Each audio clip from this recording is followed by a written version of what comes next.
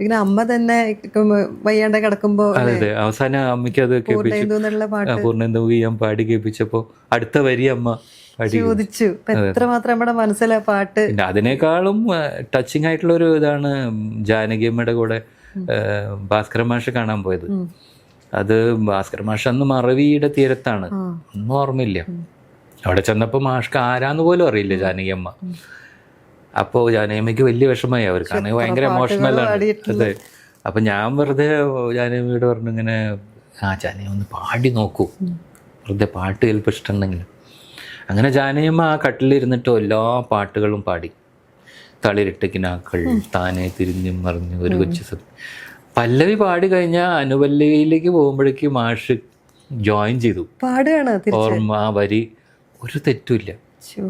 അത് ഭയങ്കര എമോഷണൽ സീനാണ്. എൻ്റെ ജീവിതത്തിൽ ഞാൻ പറഞ്ഞിട്ടുണ്ട്, ഈ എഴുത്തുകൊണ്ടുണ്ടായിട്ടുള്ള എമോഷണൽ ചില മൊമെന്റ്സ് അത്.